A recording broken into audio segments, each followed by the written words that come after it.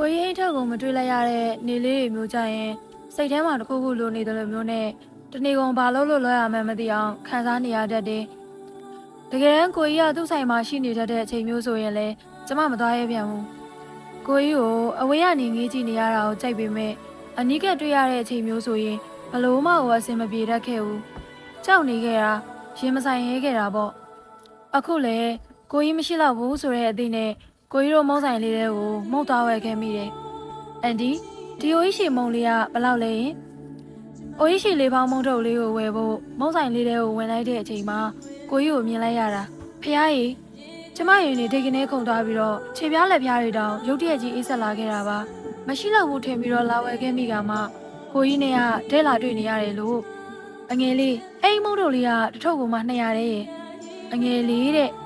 ကိုရဲ့အတန်လေးကပုံမှန်အတန်လေးပါပဲဒါပေမဲ့ကျမရဲ့နှလုံးသားထဲအထိကိုနက်နက်နဲနဲဝင်ရောက်ခဲ့တယ်လို့မြင်တယ်မသိရင်ကိုကြီးကကျမနားလေးကိုတူတိုးလေးကပ်ပြီးတော့ခေါ်လိုက်တယ်လို့ပါပဲကျမရဲ့စိတ်ဆုံးကဘာလို့လွှဲရမှန်းမသိဘာကင်လို့ကင်ရမှန်းမသိနဲ့ရောင်ရောင်မမတွေဖြစ်လာကုန်တယ်လူကလည်းတောင်းတောင်းကြီးနဲ့နှကမ်းပြားတွေပါတုံရင်လာတာဒီမုံလေးရဲ့ဒါလေးရဲ့ပြီးတော့ဆိုင်ထဲမှာချိန်ထားတဲ့မုံလေးကိုရုတ်တရက်ဖြုတ်ယူမိလိုက်တယ်။ကောင်တာထဲကစာရေးကိရိယာတွေရောင်းတဲ့ဘက်ကိုလည်းမျက်လုံးကရောက်သွားမိသေးတယ်။ဒီခဲဆန်ဘောပင်လေးလည်းတခြားကျမရဲ့အတန်တွေကတုံရင်နေပြီးတော့မျက်လုံးတွေကလည်းခဏမငြိမ်ဖြစ်နေမိတယ်။အဓိကကိုကြီးနဲ့အနီးကပ်မြင်နေရလို့လည်းဖြစ်နိုင်တာပေါ့နော်။ဘယ်မျိုးစားတွေကယူမလဲအငယ်လေး။ကိုကြီးရဲ့အတန်ဟာတီကြီးနေပြန်ရောကျမကကိုကြီးရဲ့မျက်လုံးတွေကိုရဲစိတ်မကြည့်ရဲခဲ့ပြန်ဘူး။ခဲဆန်ဘောပင်လေးတွေကိုပိုရဲတူရေးလုပ်နေခဲ့ရပါတယ်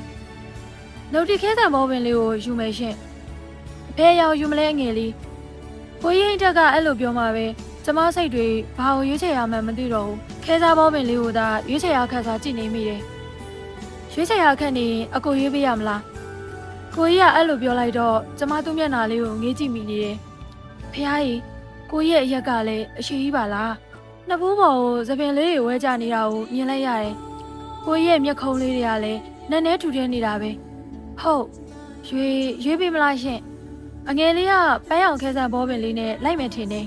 ။ဟုတ်အဲ့အားလေးယူလိုက်မယ်လေ။ကိုကြီးရွေးပေးတဲ့ခဲဆန်ဘောပင်လေးကိုကျမမျက်နှိုးစွာရွေးချယ်လိုက်မိတယ်။အဲ့ဒီခဲဆန်ဘောပင်လေးကကျမအတွက်တော့အကောင်းဆုံးတန်ဖိုးထားရလေးတစ်ခုဖြစ်လာခဲ့ရပြီမလား။အဲ့ဒီအချိန်ကလေးကကျမရဲ့စိတ်အလုံးစုံက